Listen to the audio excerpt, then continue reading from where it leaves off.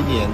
也是我第3年来到我们平安基金会这边办的所谓的春联挥毫，那刚好也在户外，所以也可以跟一些社区民众来结合。